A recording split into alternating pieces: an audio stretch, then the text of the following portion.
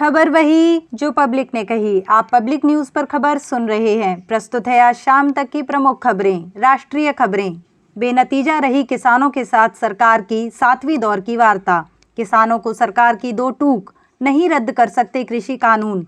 अब 8 जनवरी को होगी वार्ता। कांग्रेस अध्यक्ष सोनिया गांधी के दामाद रॉबर्ट वाड्रा के दिल्ली स्थित दफ्तर पर पहुंची इनकम टैक्स की टीम।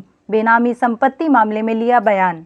कोरोना वैक्सीन पर भारत की रफ्तार तेज। 2 वैक्सीन की मंजूरी के बाद बन रही है 7 और वैक्सीन। नरेंद्र मोदी सरकार की चीनी कंपनियों को बाहर करने की मुहिम को लगा झटका। राजधानी क्षेत्र परिवहन निगम ने दिया चीनी कंपनी को ठेका। कोरोना वैक्सीन एस्ट्राजेनेका के आपातकालीन इस्तेमाल की भारतीय ड्रग्स कंट्रोलर ने दी अनुमति। नेशनल मेट्रोलॉजी कॉन्क्लेव में उद्घाटन भाषण में प्रधानमंत्री ने कहा कि हम दुनिया में सबसे बड़ा टीकाकरण कार्यक्रम शुरू करने वाले हैं। इसके लिए वैज्ञानिकों का आभार। LAC पर भारतीय चौकियों के सामने चीन ने तैनात किए टैंक। लोकल सर्किल के सर्वे में खुलासा, अभिभावक के लिए राहत लेकर आई है कोरोना वैक्सीन। 69% अभिभावक बच्चों को भेजना चाहते हैं स्कूल। पश्चिम बंगाल में अपना सिक्का जमाने के लिए ममता बनर्जी के अब्बासुद्दीन सिद्दीकी से मिले ओवैसी।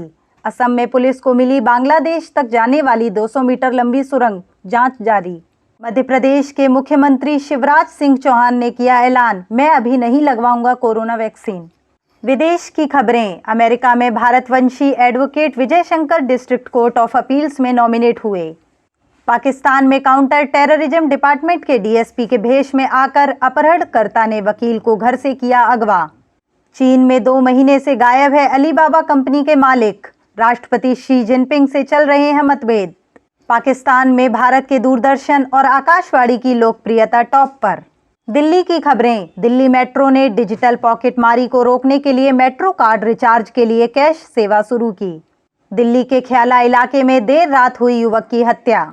दिल्ली फिर हुई शर्मसार, मां और बेटी के साथ रेप। वीडियो वायरल होने के बाद 2 आरोपी समेत 3 की गिरफ्तारी। दिल्ली के मेहरौली में पत्नी ने की पति की हत्या। फेसबुक पर लिखा, मैंने पति को मार डाला। उत्तर प्रदेश उत्तराखंड की खबरें। कोरोना वैक्सीन पर दिए अपने विवादित बयान पर अखिलेश की सफाई। कोरोना वैक्सीन पर मैंने बीजेपी पर सवाल उठाया था, न कि देश के वैज्ञानिकों पर। गाजियाबाद के मुरादनगर में शमशान घाट में हुए हादसे पर योगी सरकार ने मृतकों को 10 लाख मुआवजे देने का किया ऐलान। घायलों का होगा प्राइवेट अस्पताल में फ्री इलाज। गाजियाबाद के मुरादनगर में शमशान स्थल पर हुए हादसे को लेकर मानवाधिकार आयोग में दायर हुई याचिका। कोरोना वैक्सीन पर अखिलेश के बयान के बाद मायावती ने दिया बीजेपी का साथ। कहा, कोरोना वैक्सीन महामारी को लेकर आए स्वदेशी वैक्सीन का स्वागत है। लखनऊ में चारबाग रेलवे स्टेशन का आउटर जल्द होगा 4 लेन का।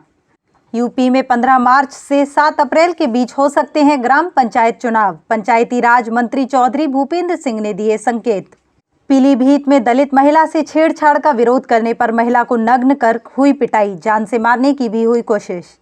ग्रेटर नोएडा में मल्टी मॉडल लॉजिस्टिक्स हब और मल्टी मॉडल ट्रांसपोर्ट हब को विकसित कर योगी सरकार देगी युवाओं को 1 लाख नौकरी। बिहार की खबरें। बिहार में कई माह से बंद कॉलेज और स्कूलों में सोमवार से फिर लौटी रौनक। बिहार कांग्रेस विधायक दल के नेता अजीत शर्मा ने कहा, कोरोना वैक्सीन सबसे पहले PM मोदी को लगवाना चाहिए। मनोरंजन की खबरें। टॉलीवुड एक्ट्रेस से NCB टीम ने बरामद किया ड्रग्स। भारत आने के बाद भी मालदीव में अटका है एक्ट्रेस अनन्या पांडे का दिल। तस्वीरें शेयर कर बताया हाले दिल। जल्द आ रही है मजलूमों की मसीहा सोनू सूद की नई फिल्म किसान। अमिताभ बच्चन ने दी बधाई। नया घर ढूंढने निकली रिया चक्रवर्ती। फोटोग्राफर से कहा, मेरा पीछा मत करो। खेल की खबरें। कोविड-19 के चलते सिर्फ 25% दर्शक ही देख पाएंगे सिडनी में 7 जनवरी को होने वाले भारत ऑस्ट्रेलिया के तीसरे टेस्ट मैच को।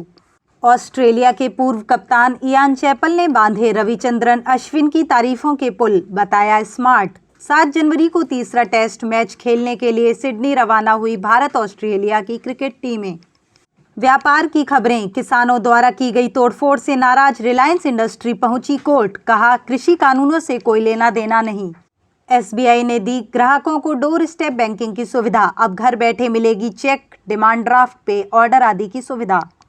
10,000 से भी कम में मिलेगा सैमसंग गैलेक्सी M2S।